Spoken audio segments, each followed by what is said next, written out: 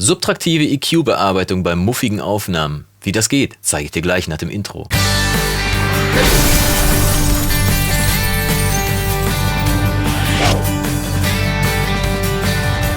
Tag und herzlich willkommen zu einer weiteren Ausgabe von Behind the Tracks. Ich bin Jonas vom Recording Blog, freue mich, dass du wieder eingeschaltet hast. Und heute wollen wir uns mal mit subtraktivem EQing auseinandersetzen. Und am Schluss zeige ich dir noch eine Methode, wie du einen etwas aufdringlicheren Hall ganz gut verstecken kannst. Aber zum Kernthema. Subtraktives EQing, was bedeutet das eigentlich? Man kann ja mit einem Equalizer Frequenzen anheben und absenken. Wenn man sie anhebt, dann addiert man, dann fügt man was hinzu, und wenn man absenkt, dann subtrahiert man, dann senkt man ab. Und man kann natürlich bei einer muffigen Aufnahme, wie wir sie neulich bei unserer Mixpraxis hatten, ihr erinnert euch, wir haben mit verschiedenen Mikrofonen aufgenommen, einmal mit dem NT1A von Rode, mit dem U87 von Neumann und mit dem AT4060 von Audio-Technica. Wenn du das Video verpasst haben solltest, blende ich dir hier nochmal einen Link ein, da findest du es auf jeden Fall. Im Rahmen dieser Aufnahme hat sich auf jeden Fall herausgestellt, dass das NT1A insgesamt sehr bedeckt und ein bisschen muffig gegen die anderen Kollegen geklungen hat. Aber damit es dabei nicht bleiben muss, kann man ja mit einem Equalizer einfach ein bisschen nachhelfen. Und ich bin großer Freund der subtraktiven Methode, denn natürlich kann ich bei einer muffigen Aufnahme einfach die Höhen anheben und sagen, ja, klingt doch ganz gut. Nur wenn ich bei einem komplexen Mix mit ganz vielen Instrumenten das mache und überall anhebe und anhebe und anhebe, dann bilden sich so überall Frequenzen mehr und mehr auf, und das ist dann am Schluss ganz, ganz schwer zu kontrollieren. Besser ist die Methode, wenn man einfach das wegnimmt, was stört. Denn ein muffiges Signal klingt ja nicht muffig, weil es zu wenig Höhen hat, sondern eigentlich, weil es zu viel Muff hat. Das ist im Prinzip das gleiche Prinzip wie, das ist im Prinzip das gleiche, als wenn man einen großen Klotz Stein vor sich hat und einfach alles wegkloppt, was nicht nach Löwenstatue zum Beispiel aussieht. Man subtrahiert einfach vom Stein alles, bis es so aussieht, wie das rauskommt, was man haben will. Und das machen wir jetzt einfach mal am Beispiel des Songs I Believe von Marcella Detroit, den ich ja für die Mixpraxis schon benutzt habe. Und der Status Quo im Moment, die muffige Aufnahme also, klingt so.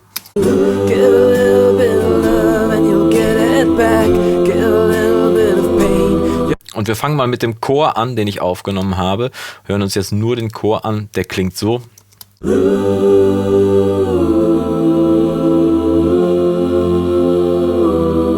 Nicht schlecht, aber eben muffig. Und weil das so ist, habe ich jetzt hier schon mal einen Equalizer reingeladen.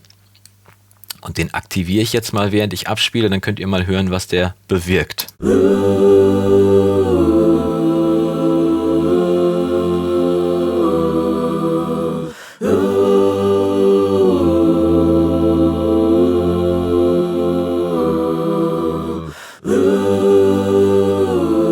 Speziell hier am Anfang kann man es ganz gut hören. Wenn ich ihn ausmache, klingt es muffig. Und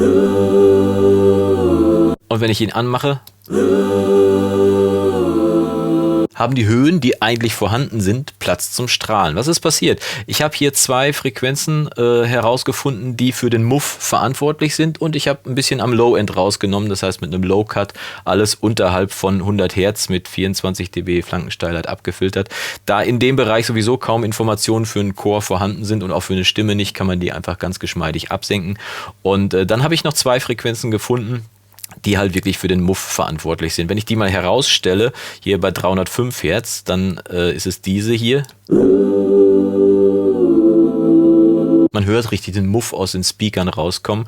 Und die Frequenz habe ich gefunden, indem ich einfach gesweept habe. Ich habe das schon mal im Rahmen meiner Reihe EQ Basics erklärt. Wenn du die verpasst haben solltest, schau gerne mal rein. 4 Folgen zum Thema Equalizer. Kann ich auch mal einen Link hier reinblenden. Und die Sweep-Methode, die ich da benutzt habe, ist ganz einfach. Man dreht einfach den Frequenzbereich hier hoch und sweept dann durch, bis man den Muff gefunden hat. In diesem Fall war es so.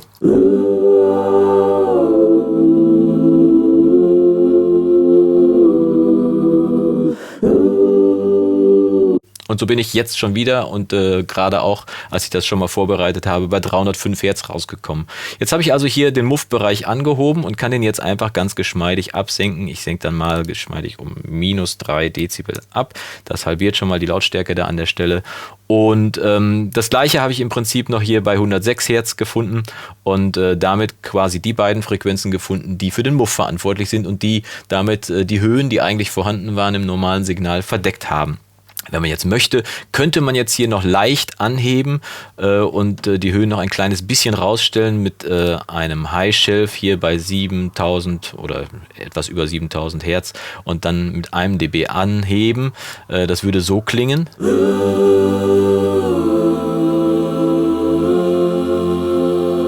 Drastisch ist das dieser Bereich.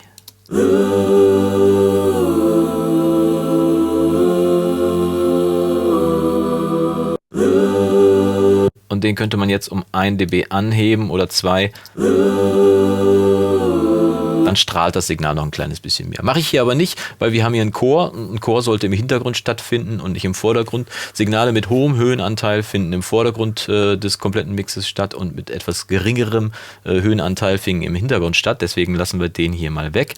Aber wir übertragen diesen Equalizer jetzt einfach mal auf die Hauptstimme, denn die haben wir ja dann quasi damit auch schon perfekt bearbeitet. Und die sollte sich ja dann schon einigermaßen gut vertragen jetzt mit unserem Chor. Klingt so.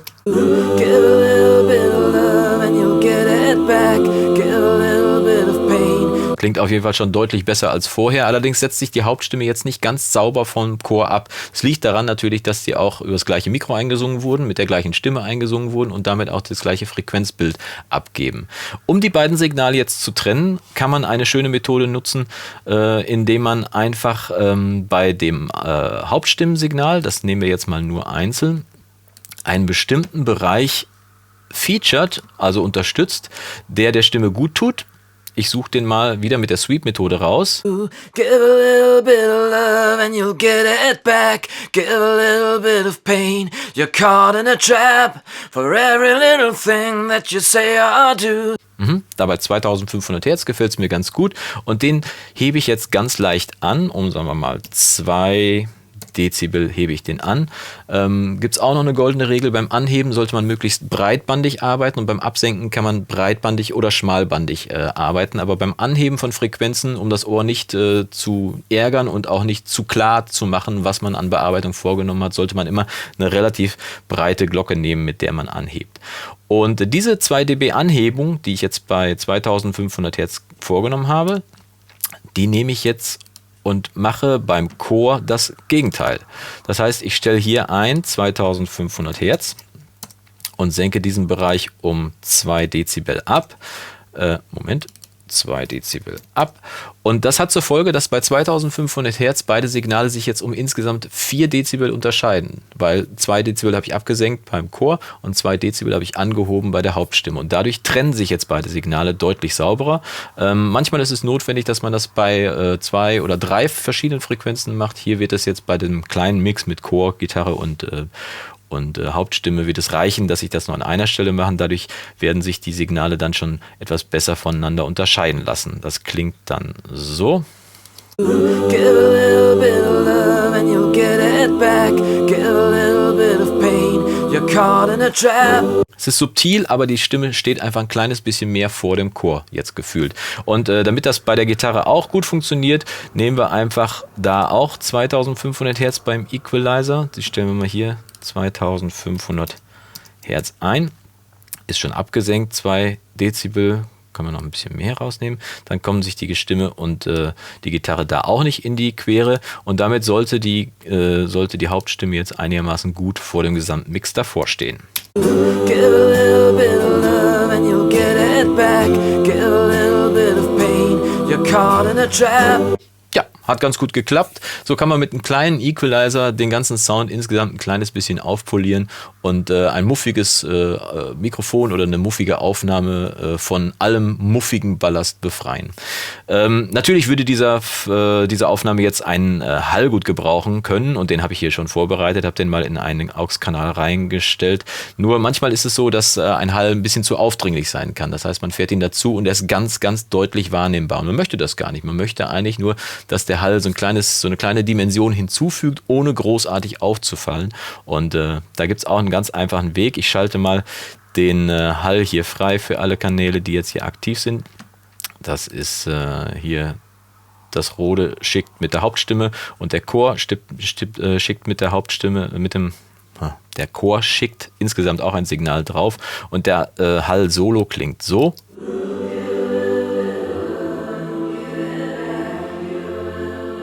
Ist nicht viel, aber der macht so eine kleine Dimension oben dran und zusammen klingt es dann so. Give a little bit of love and you'll get it back.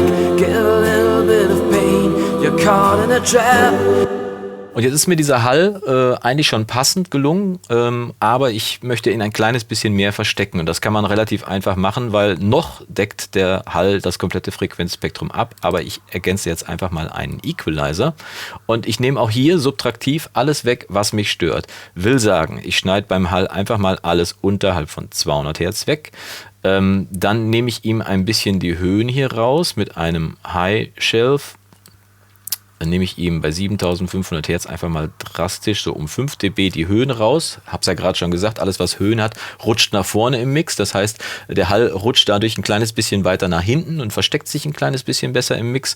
Und den Muff-Faktor, der sich meistens so zwischen 300 und 600 Hertz versteckt, bei 500 Hertz, den nehme ich jetzt auch noch raus. Auch dramatisch ruhig mit 5 dB. Und dadurch klingt der Hall dann solo so.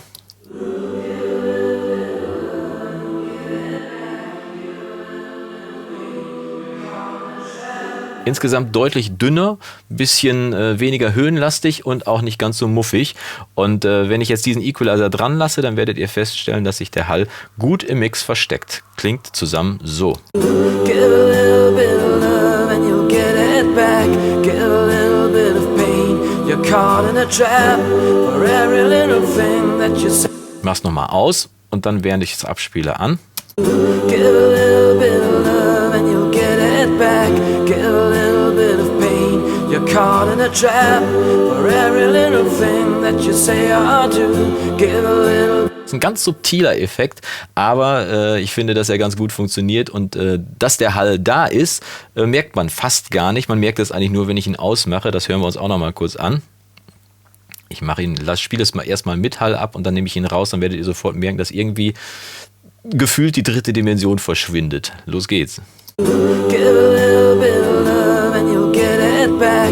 Give a little bit of pain, you're caught in a trap. For every little thing that you say or do. Give a little bit of love. Subtraktives EQing, ganz einfach. Man muss ein bisschen rumtüfteln, man muss ein bisschen das Ohr trainieren, dass man weiß, welche Frequenzen man raus- oder reinschiebt. Und wie gesagt, achtet darauf, dass ihr beim Anheben möglichst breitbandig arbeitet und beim Absenken dürft ihr breitbandig oder etwas schmalbandiger arbeiten.